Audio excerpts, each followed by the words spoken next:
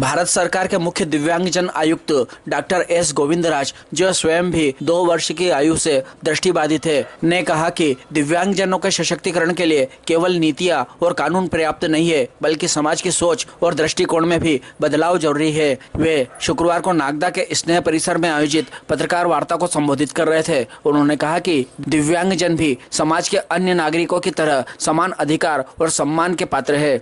उन्हें अवसर देकर मुख्य धारा से जोड़ा जाए, यही सच्चा सशक्तिकरण है।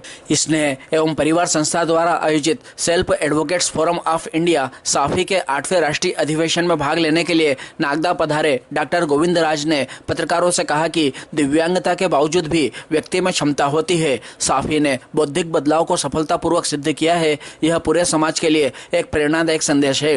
हर आत्मा में दिव्यता ही संभावना होती है। उन्होंने बताया कि केंद्र सरकार के अंतर्गत कार्यरत मुख्य दिव्यांगजन आयुक्त कार्यालय नई दिल्ली का मुख्य कार्य दिव्यांगजन अधिकार अधिनियम 2016 को लागू करना और इसके प्रावधानों की निगरानी करना है। केंद्र सरकार की संबंधित दिव्यांगजनों की शिकायतों का समाधान इस कार्यालय द्वारा किया जाता है, जबकि राज्य सरकार से संबंधित मामलों का निराकरण राज्य आयुक्त कार्यालय करता है। डॉक्टर गोविंदराज ने यह भी बताया कि दिव्यांगजनों को किसी भी प्रकार के उत्पीड़न, भेदभाव या अपमान का सामना करना पड़े तो वे ऑनलाइन माध्यम से शिकायत दर्ज कर सकते हैं। हर शिकायत पर संजीदगी से कार्य किया जाएगा और पीड़ित को न्याय दिलाया जाएगा। उन्होंने यह भी बताया कि दिव्यांगजनों के लिए अपमानजनक शब्दों का प्रयोग, जैसे मानसिक रूप से विकृत, अपंग, मंदबुद्धि आदि, न केवल असंवेदनशीलता है, बल्कि यह अत्याचार निवारण अधिनियम के तहत एक दंडनीय अपराध भी है। उन्होंने कहा कि समाज को इस विषय में न केवल जागरूक होना चाहिए, बल्कि जिम्मेदारी भी निभानी चाहिए। उन्होंने कहा कि केवल सरकारी योजनाओं के भरोसे दिव्यांगजनों का भविष्य नहीं संवारा जा सकता, समाज को भी उनकी उन्नति में भागीदार बनना होगा। उन्होंने जोर देकर कहा कि दिव्यांगजनों के लिए बनाए गए अधिकारों की लड़ाई आज भी जारी है और यह तभी सफल होगी जब समाज संवेदना के साथ सहयोग करेगा। डॉक्टर गोविंदराज ने यह भी सुझाव दिया कि सामाजिक उत्तरदायित्व निधि CSR फंड का एक सुनिश्चित भाग दिव्यांगजनों के कल्याण, प्रशिक्षण और पुनर्वास के लिए अनिवार्य रूप से निर्धारित किया जाना चाहिए। अंत में उन्होंने कहा कि दिव्यांगता कोई कमी नहीं, अवसर मिलने पर दिव्यांगजन भी समाज में नए आयाम स्थापित कर सकते हैं। उनके भीतर भी वही सामर्थ्य और संभावना है जो किसी भी सामान्य व्यक्ति में होती है। डॉक्टर गोविंदराज ने पत्रकारों के प्रश्नों के जवाब भी दिए। प्रेस वार्ता में उपस्थित स्नेह के संस्थापक डॉक्टर पंकज मारू ने पत्रकारों से रूबरू होते हुए कहा कि मुख्य दिव्यांग आयुक्त CCPD न्यायालय ने एक ऐतिहासिक आदेश में रेलवे को मानसिक रूप से विकृत जैसे अपमानजनक शब्दों के स्थान पर बौद्धिक अक्षमता, बौद्धिक दिव्यांगता जैसे गरिमामय शब्दों के उपयोग का निर्देश दिया है। उन्होंने बताया कि यह आदेश उनके द्वारा दाखिल एक शिकायत के बाद आया, जिसमें उन्होंने अपनी बेटी के रेलवे रियायत प्रमाण पत्र में आपत्तिजनक शब्दावली के उपयोग पर आपत्ति जताई थी। लगभग 9 माह तक चली सुनवाई के बाद रेलवे बोर्ड को मजबूरन 1 जून 2025 से एक नया परिपत्र जारी कर मेंटली रिटायर्ड मानसिक रूप से मानसिकता मंदता अब अपमानजनक माना जाता है की जगह बौद्धिक दिव्यांगता वाले व्यक्ति शब्दावली अपनानी पड़ी।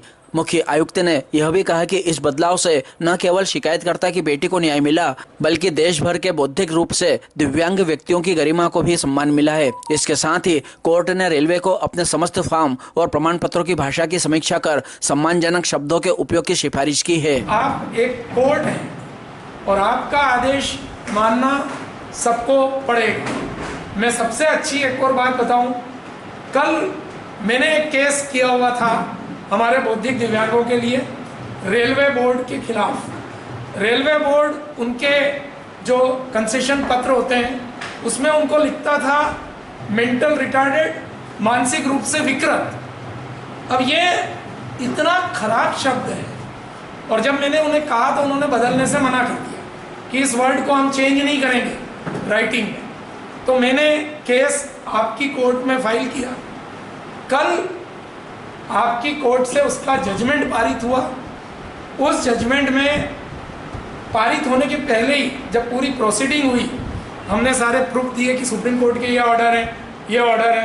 आपने उनको डायरेक्टिव दिया और उन्होंने रेलवे ने नया सर्कुलर जारी कर दिया, उसको बौद्धिक दिव्यांग के रूप में ही अब लिखा जाए, यानी उनका सम्मान बरकरार रहे। दूसरा, उसी में कैटेगरी थी ऑटिज्म, उसको भी वो नहीं देते थे, उसके लिए भी उसी ऑर्डर में आपने आदेश जारी कर दिया। देश में लगभग 2 करोड़ बौद्धिक दिव्यांगजनों को आपके उस ऑर्डर से एक बहुत बड़ी राहत और बहुत बड़ा काम हुआ। ये हमारा सौभाग्य कि वो ऑर्डर कल ही आया और आज सर खुद हमारे बीच में है। तो अब मैं आप दोनों के बीच में ज़्यादा समय न लेते हुए invited me for the today's program. It sounds very excellent and extraordinary, stating that Advocates Forum of India. See, even the name itself projects and makes a self-explanatory.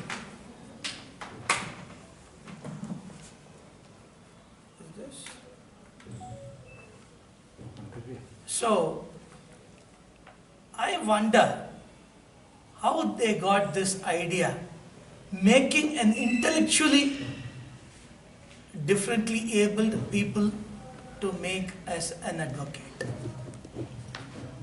Generally, they are called Buddhibadit, but their efforts and their beliefs, faith in them and in their talent has converted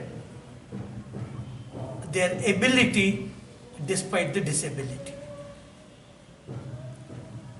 A very happy moment is to understand that is managed by them, that organization, Safi organization is managed by the intellectually challenged persons. So this is a message to the society. They can do everything. Intellectually disabled need not be meant, need not be understood. As they do not understand anything, they cannot do anything. Supreme Court decision. I saw when I discussed near about 45 minutes, but no any facility available him.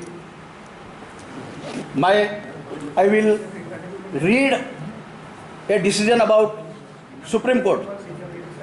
First, I will read in Hindi, and second, I will read in English.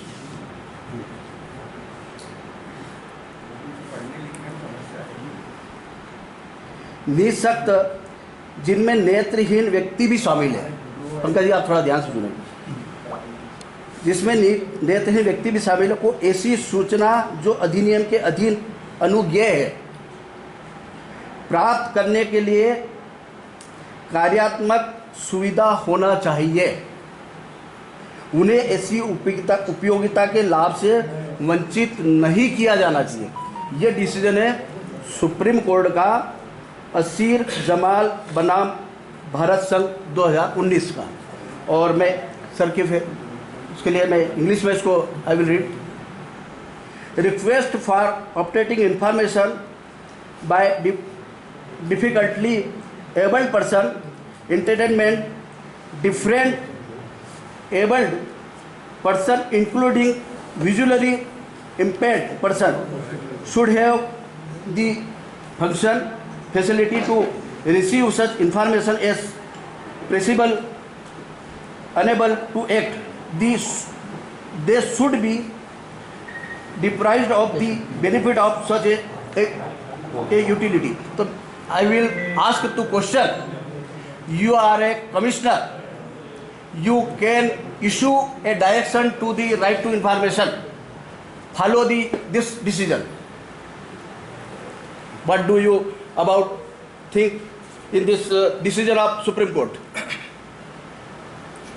If the aggrieved party appeals this, then definitely we will be able to answer. And that too, that's why I have told you very clear, the state subject should be addressed to state commissioner.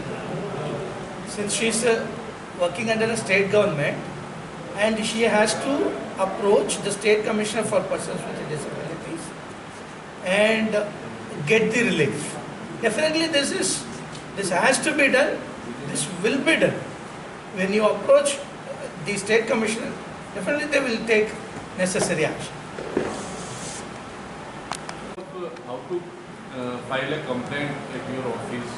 So there is a portal where you can register your complaint, and if the person, aggrieved person, is finding difficulty, then they can email us, and our office people will guide them. Pankaj ji, ये decision आप एक बार पढ़े इसको। Portal address है तो मैं चाहता हूँ